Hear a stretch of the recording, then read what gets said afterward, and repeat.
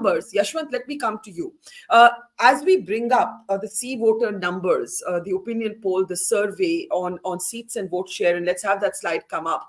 Has anything changed in your political understanding from the time you did the survey to what we've been seeing happening in the last, I would say, even a couple of weeks? Yashwant.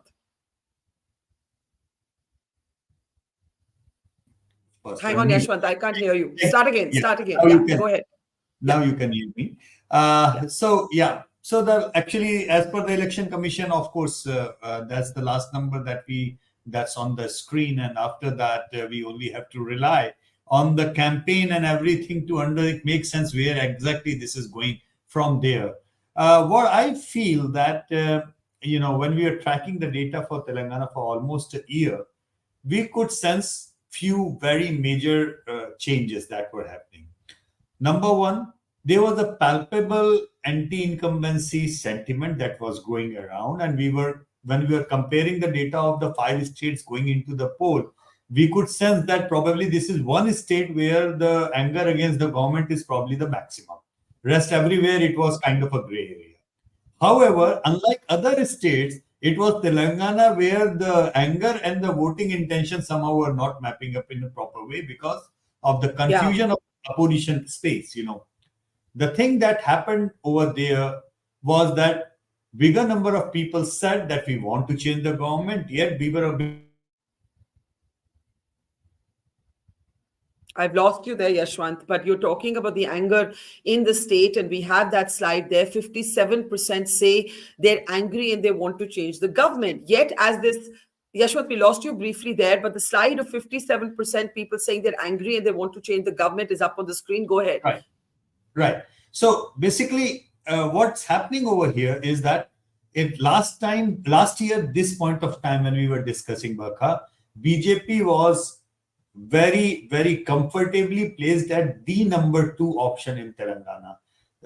It was so comfortable over there that, even I kind of commented that probably Telangana is going to be the second saffron state as far as South is concerned. But post Karnataka election, the BJP graph, it was already kind of dwindling before that because of the confusion in the BJP rank and file on the BJP's campaign, whether they have to campaign against the KCR government or not. And that's the confusion. It got consolidated after the Karnataka elections happened. And since then, BJP is on a kind of a slide. Last year, at this point of time, BJP was somewhere hovering around 28, 29%, even touched 30% once in our tracker. But the last time when we did the poll before the Election Commission embargoes came in, they were dwindling around 14, 15%. So that was almost a drop of 12, 13%, and that injected an upswing of Congress of sort. The thing is, Barkha, you just went there and probably you must have met many Congress leaders and supporters as well. Things look rosy for them, but the problem is the Congress in a capacity, institutional capacity, to make full use of anti-incumbency? Can they really make this happen? That's where the problem is. The operational part is the capacity. That's where the issue is going to happen.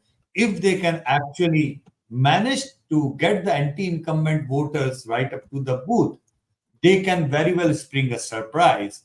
If not, then you can always trust the BRS and their machinery, well-oiled machinery of resources, as well as their ground management, booth management, that they might kind of swing it their way on the day of the voting by just managing the booths properly, managing the booths better than the Congress.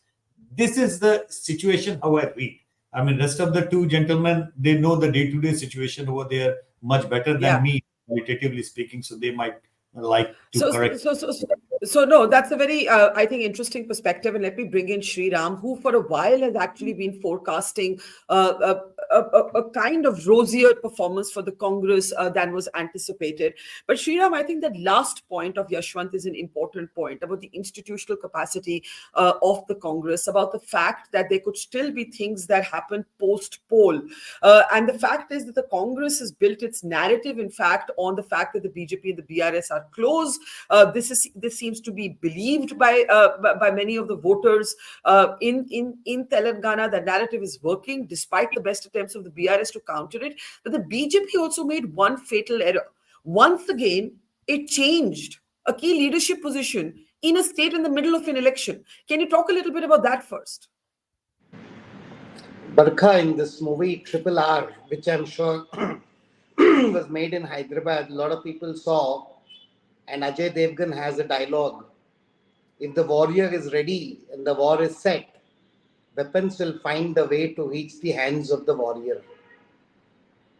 This resurgence, while looks aided and abetted by the series of mistakes by BJP, and I said this last year, and I think I'm very certain now about it, that BJP made every single mistake they could. They did not lose a single opportunity to get a single decision wrong.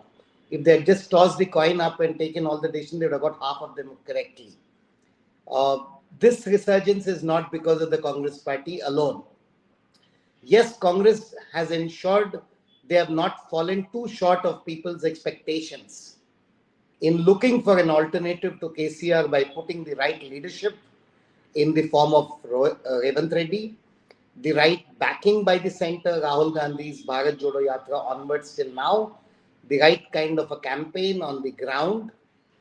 But mostly the resurgence of Congress is because of the desire of people to defeat BRS. Let me tell you, this is one time. Very often you hear parties saying that this is not a fight, we are fighting, people are fighting. In Telangana, I've genuinely seen people have built Congress up because of their core desire. And yes, BRS has a phenomenal ability. And certain exit polls that were created in this country were not aired by certain channels because of the kind of pressure BRS could exert. And I'm saying this very responsibly. And so on and so forth. Their might is phenomenal. But can I start? I'm sorry I'm interrupting, but I want to start about the images we just played. Bandi Sanjay, a key BJP leader who was in charge of the campaign, and he was removed by the BJP or changed by the BJP midway. Do you think this was one of the big mistakes the BJP made? Absolutely, without a doubt. Bandi Sanjay was the first BJP leader who genuinely wanted to bring his party to power in a Telugu-speaking state. It has never happened. All BJP leaders from the Telugu states were cozying up since the time Chandrababu Naidu became Chief Minister, and before that. Telangana was a state rife for BJP. It is perfect recipe for the BJP coming to power. Last year, Bandi Sanjay looked like he may fall short, but his attempt was genuine. He's the first Telugu BJP leader who wanted to bring his party to power, and the sabotage that was done has caused so much heartburn in BJP voters. They are now voting for Congress in Assembly. They will go back to voting for Modi in Lok Sabha. But this is an amazing thing. Once BJP fell, the Muslim vote came, the RSS vote came. The Reddy vote is here because of the Chandrababu Naidu, the mistake of KTR trying to suppress their campaign. The Kammas are voting. Revanth Reddy is pulling and Congress is pulling. Unbelievable kind of an engineering. It is not socially engineering done by the party. It is just people coming together with one common theme who otherwise would disagree on many things. They want to see the end of BRS government. Okay, those are strong. That's a strong words there that they want to see the end of the BRS government. Let me bring in actually PKD Nambiar here. Mr. Nambiar, this particular set of decisions that the BJP makes, whether it's sidelining of Vasundhara in Rajasthan, Yediyurappa in Karnataka, Shivraj in Madhya Pradesh, Bandi Sanjay, one thing that literally everybody on the ground said to me is that a key mistake by the BJP has been to, again, in the middle of election season, season, replace or change a man who had traction, who had a power, a charisma. How do you see the fact that the BJP appears to have been completely marginalized in a state where it once took the state so seriously that it held its national executive there? It wanted that state to be its gateway into the south. It was at least hoping to be the main opposition party. PKD Nambiar. At least I never thought, Barkha, that BJP is going to form a government in Karnataka, in Telangana. The reason being, even though it has always got some amount of pockets where they are very, very strong, they always have got some of the MPs, not from today, from so long. But the fact of the matter is that BJP is even discussed as serious as Congress, and BRS itself is an achievement for the BJP. Now we are talking of when did the BJP became one of the major player, or giving that kind of an image that yes, they could maybe come back and rule the state, is after the Hyderabad municipality election. The rural area, wherever when we divide the Hindus in the form of Kamma, Reddy and all those kind of stuff, the BJP was not that strong. There may be the 36% of the Telangana, even in the seawater, is saying that they like Prime Minister Modi. In fact, today, if at all, if there is a doubt for anybody is having that, oh yes, there is maybe a possibility that BRS and BJP might come together. Just a few minutes ago or a few hours ago, Prime Minister has very clearly said that the BRS or the KCR went and requested for his position, but to join the NDA, but he refused, and he will never be a part of us. I think the Prime Minister is saying, and very crystal clear, that yes, the BRS will not be a part of NDA, and BRS and BJP will never come together.